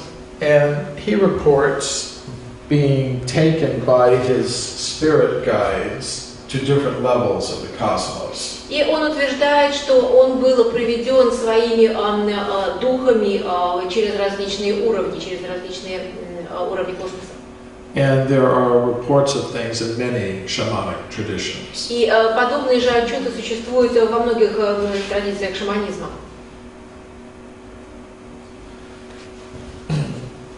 Now there are also accounts of traveling through different levels of the cosmos with the help of machines. Также есть разнообразные свидетельства о путешествиях между уровнями с помощью машин. Now, this is a detail from a wall painting in a church in Kosovo. Вот эта деталь росписи церкви в Косово. from the 14th century. Она датируется XIV веком. And it shows the sky with stars Здесь вы видите это как бы небо, звезды. and this human being in this vehicle traveling through them. И вот это человеческое существо, которое в этой машине, в этом приспособлении путешествует по пространству. And the ancient Sanskrit writings of India speak of vimanas or spacecraft. И древние санскритские писания также говорят о виманах или же о космических кораблях. And these vimanas could travel not just on our level of the cosmos, but go to the more subtle levels. И эти виманы могли путешествовать не только на нашем уровне, но также они могли проникать в более тонкие уровни.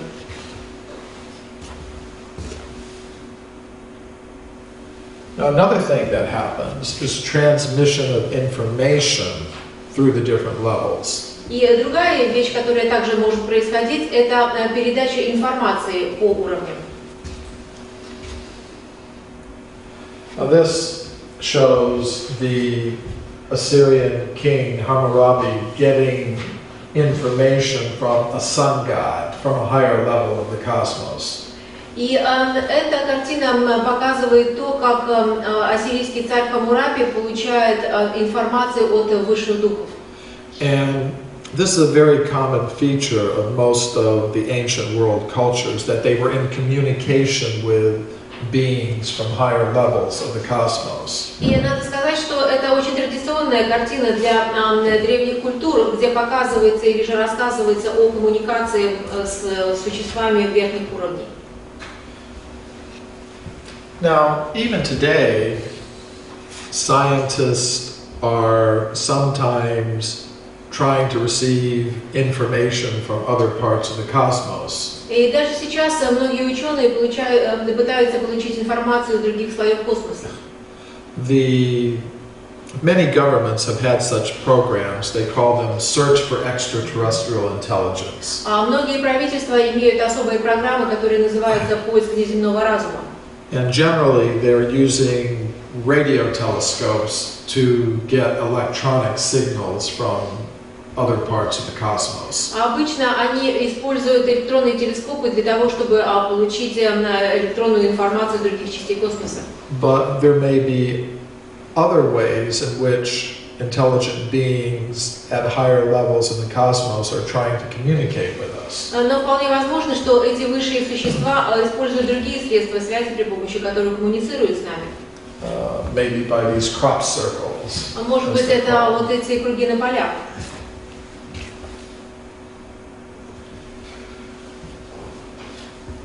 Now, beings at the higher levels of the cosmos may be able to influence the bodies of beings at lower levels of the cosmos. И существа, которые обитают на более высших уровнях, возможно, могут влиять на тела существ на более низших уровнях.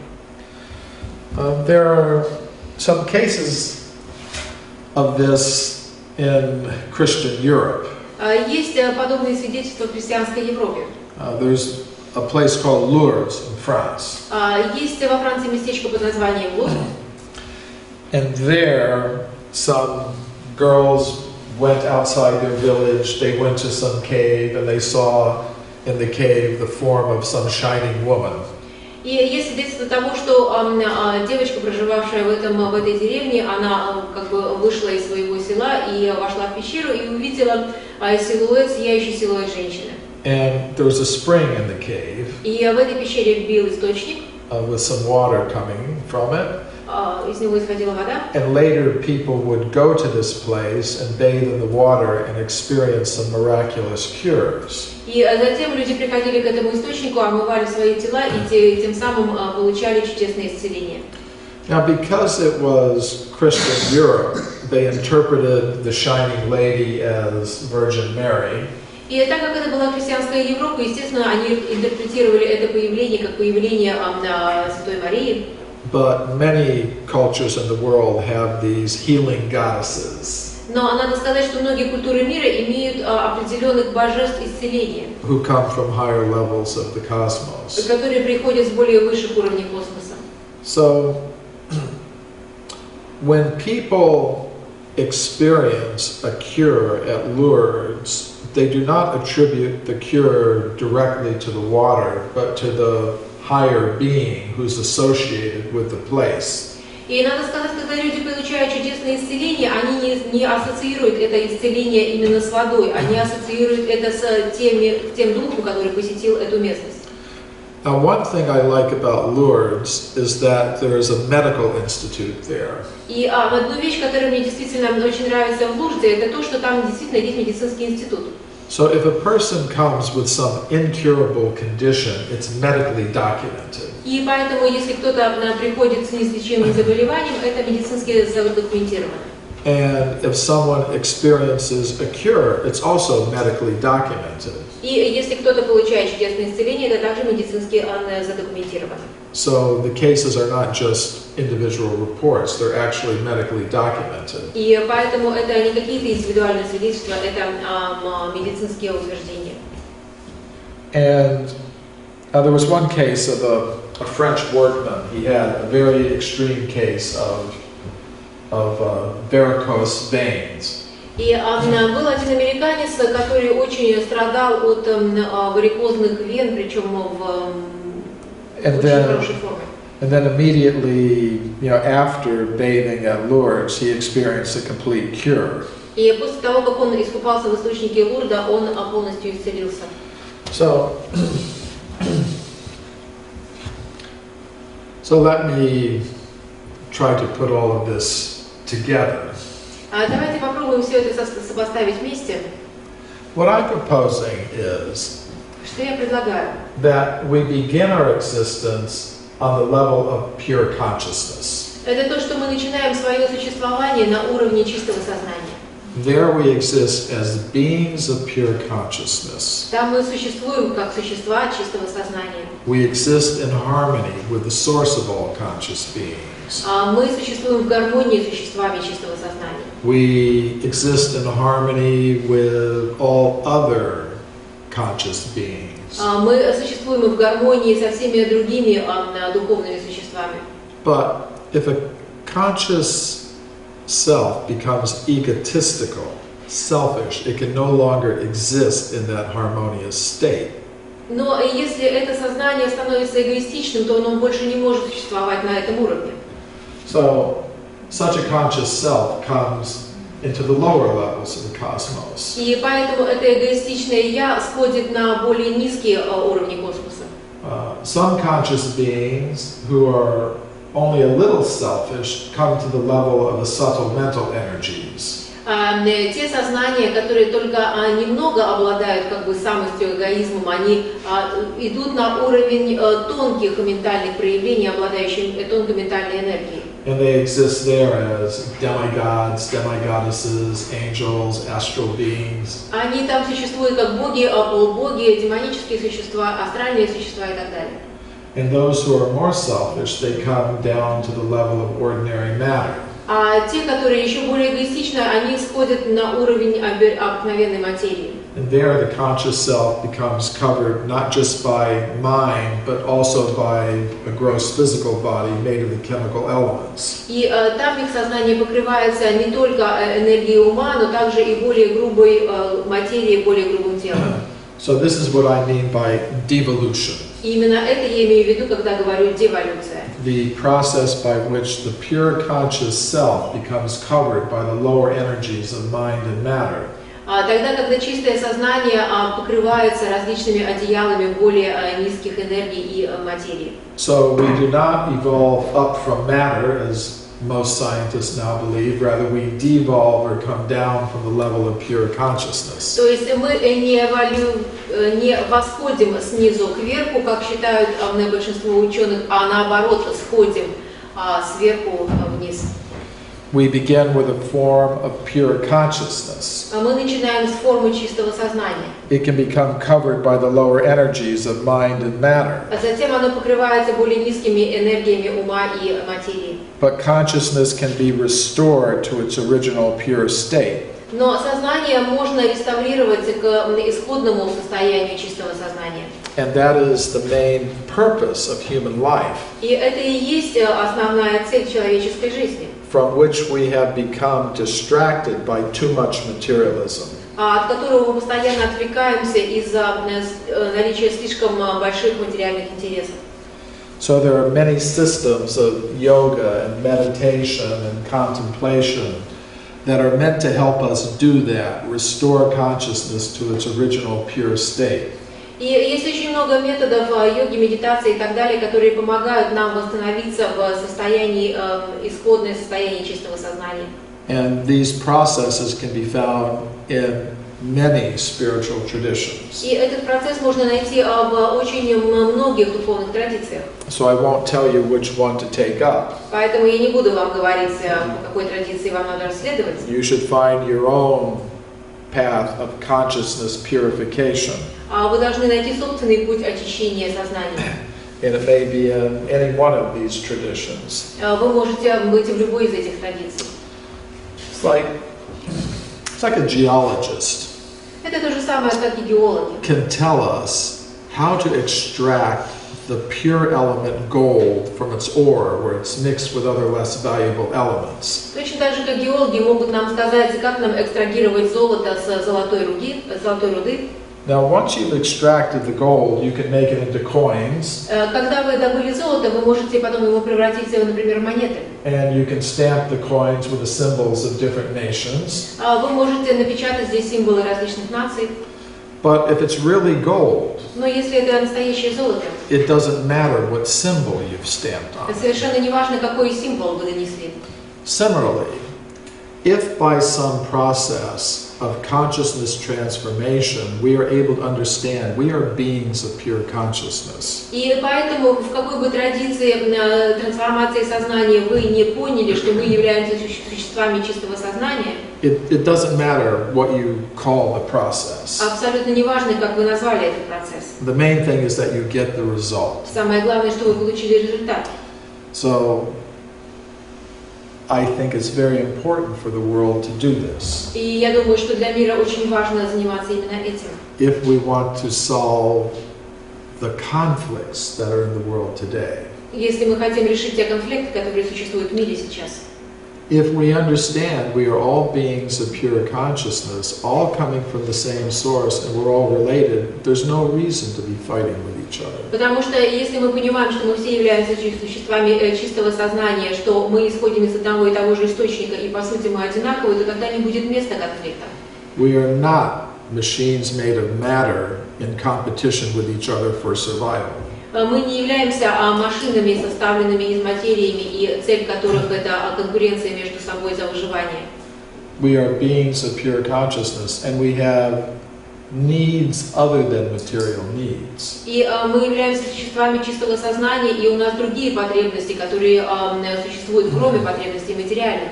The only purpose of human life is not, to produce more and more material things and destroy the environment while we're doing it.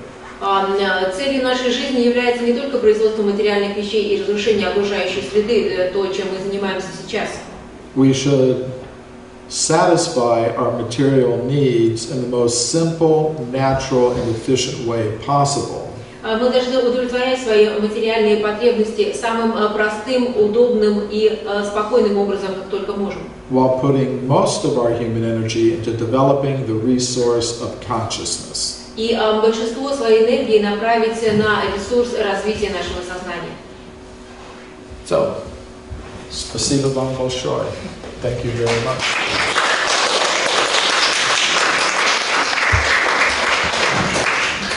So thank you for following me through this very long lecture, through all these different topics. Большое спасибо, что вы слушали и следили за нашим разговором. Мы сегодня затронули очень много тем. Does anyone have any question or comment? Если какие-то вопросы, комментарии. По мнению нашего гостя, процесс фильтрации знаний – это чисто естественный процесс или есть признаки искусственного регулирования этого естественного процесса? So, according to your opinion, this knowledge filtration, is it a natural process or are there any signs of the artificial filtration? We all have to filter knowledge. Нам всем нужно фильтровать знания. We don't believe everything anyone tells us. Мы не должны верить всему, что говорят окружающие. So there's a good kind of knowledge filtration. Поэтому есть фильтрация знаний в позитивном смысле.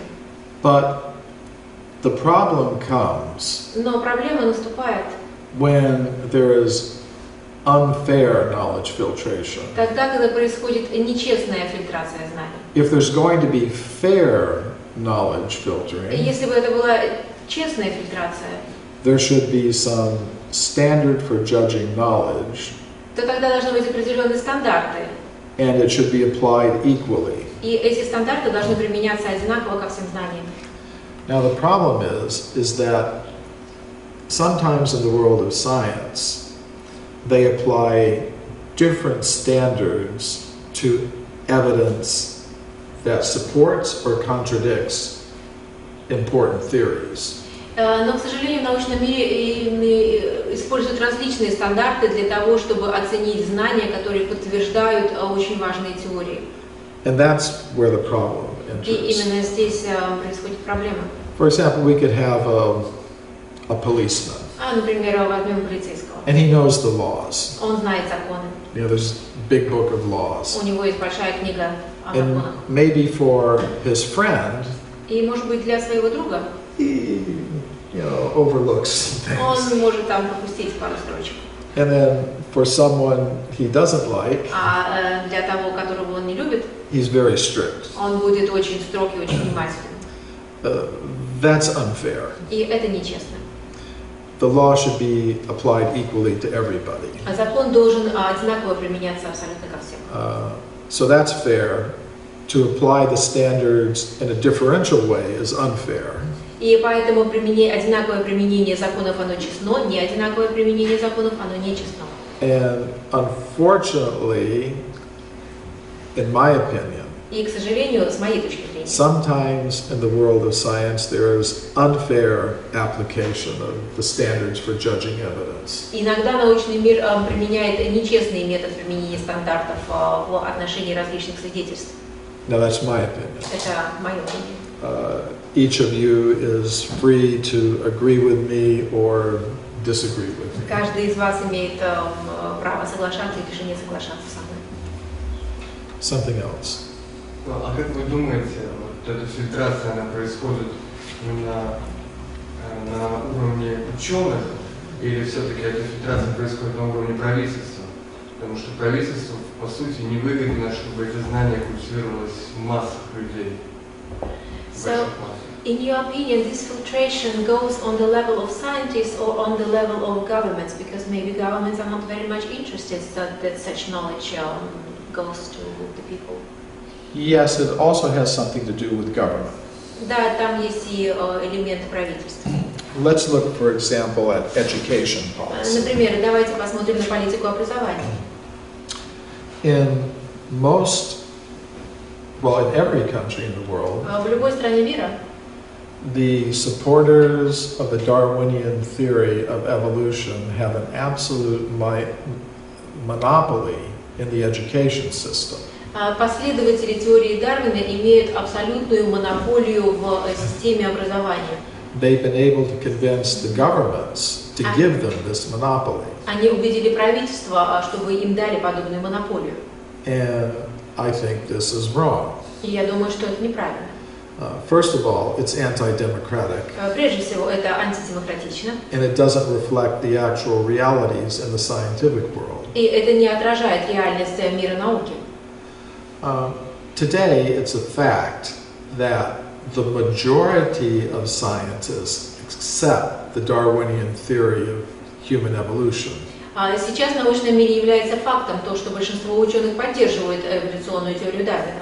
But there's a minority who don't accept it. Но есть меньшинство, которое не поддерживает ее. Not just me, but others. Это не только я, это и другие. And somehow, the majority has been able to exclude the minority opinion from the education system. И каким-то образом этому большинству удалось исключить мнение меньшинства из системы образования.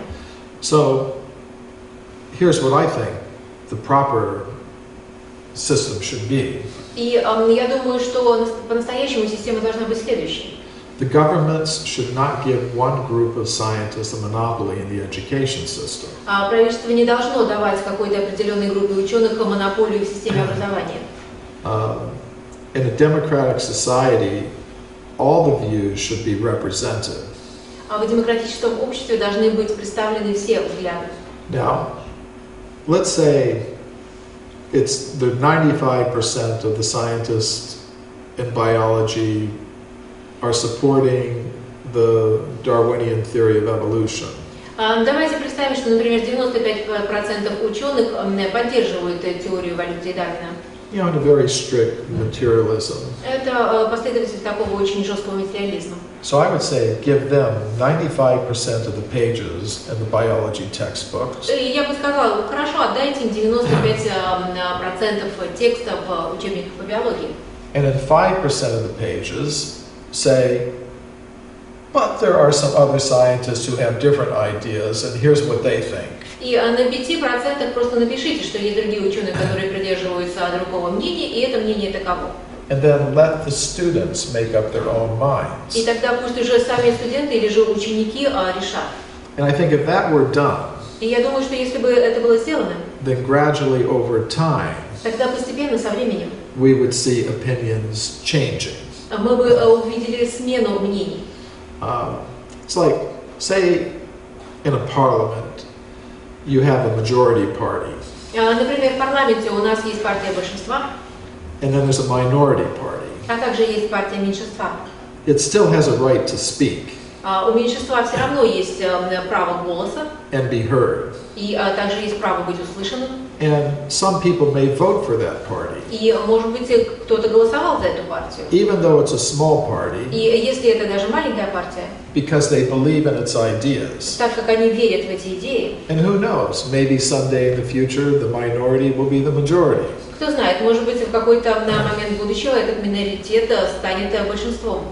But Но if you outlaw that party если вы поставите эту партию вне закона and give the majority party a monopoly in the parliament, и дадите мажоритарной партии монополию в парламенте, then nobody can vote for that small party тогда никто не сможет проголосовать за эту маленькую партию, because they'll be finished потому что с ней будет покончено. for supporting some illegal group. Потому что будет совершенно нелегально поддерживать не государством не поддерживаемую партию. So that is the situation in the education system today. Вот такова и есть ситуация в образовании сегодня. The governments have given the supporters of the Darwinian theory of evolution an absolute monopoly in the education system. Государства дали последователям теории Дарвина полную монополию в системе образования. And therefore, students think they can think in no other way. И поэтому ученики думают, что они не могут думать другим образом. And if they hear about some alternative ideas, they understand they're illegitimate. И когда они слышат о каких-то других идеях, они сразу понимают, что это незаконно. Because they've been banned from the curriculum. Потому что эти идеи были запрещены в их расписании, в их учебниках. And in that way, they're able to maintain their position. И таким образом, как же им тогда удержать свои позиции? Which is very strange. Это очень странная ситуация. Because they say they believe in competition. Потому что, с одной стороны, правительство говорят, что они верят в конкуренцию. And let the best survive. И пускай выживет наилучший. But they won't allow any competition. Но на самом деле они не допускают никакой конкуренции. So, I'm not saying that there should be no Darwinian theory of evolution in the curriculum. Я не хочу сказать, что не должно быть теории Дарвина вообще в учебниках. Because I think it should be recognized. Most scientists accept that theory. Потому что я думаю, что действительно надо сказать абсолютно ясно, что большинство ученых придерживаются этой теории. And therefore, let them have most of the textbook pages, most of the classroom time. Поэтому пускай они занимают большинство учебных часов, также пускай они занимают большинство страниц учебников. But in a democratic, free society, I believe the governments should insist that the alternatives also be present. Но я думаю, что в демократическом свободном обществе все-таки, я думаю, правительства должны настоять на том, чтобы присутствовали и альтернативы. Proportionate to their representation in the scientific world. Скажем, в пропорции к представлению этих идей в научном мире. So, yes, it's a very important point. The governments also have something to do with this. Да, это очень интересная тема, потому что здесь вовлечено также правительство. Scientists like to talk about Galileo. Очень многие ученые любят рассуждать о Галилео. Hundreds of years ago, Galileo had some different ideas about the universe. Вы знаете, что сотни лет тому назад у Галилео появилась совершенно другая идея о картине мира. But because the church had influence with the government, Но так как церковь влияла на правительство, they were able to suppress his ideas. они смогли подавить эти идеи. But now, today, it's the scientific community that has influence with the government. Ну а сейчас на правительство влияет научное сообщество. And the majority within the scientific world has used its influence with government to exclude alternative ideas from the science curriculum. И это ученое большинство использует свое влияние на правительство для того, чтобы исключить альтернативные идеи из учебников. And that's not good И это нехорошо for a free society. для свободного общества. Из вопроса, продолжая предыдущую тему, да, кроме противодействия со стороны ученых и политиков, есть еще вопрос возникает о отношении к этим исследованиям представителей традиционных христианских конфессий.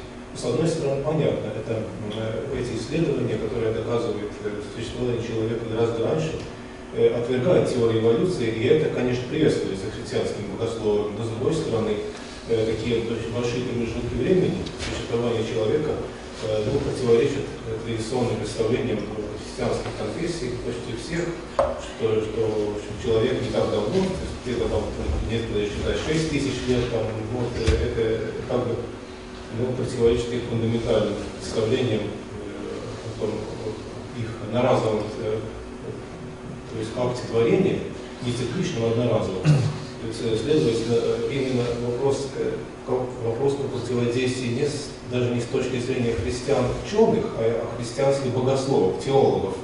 Вот не было ли каких-то там попыток, так сказать, препятствовать, критиковать эти результаты, препятствовать их распространению? So, like scientists, government is one side of the picture. Another side is the Christian theologists who might support the such evidence to say yes, because it supports our view that the mankind did not evolve in the way that Darwin depicted, so we are not apes.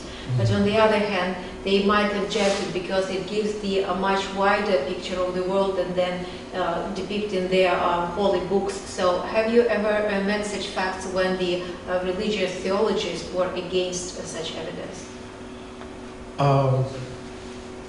Yes. Да, были такие факты противодействия. But I believe that in the world of science, anyone, whether they're atheist or theist or Christian or Islamic or Hindu or anything, can enter the world of science as long as they justify their ideas with scientific evidence and logic, and not faith in their particular scripture. Я думаю, что любой ученый, неважно, он будет христианином, исламистом, атеистом, вообще принадлежать любой религии, он имеет право называться ученым только тогда, когда в своей работе он использует свидетельства и доказательства, на которые не влияют их принадлежность к определенной религии, на которые не влияют те писания, которые содержатся в той или иной религии.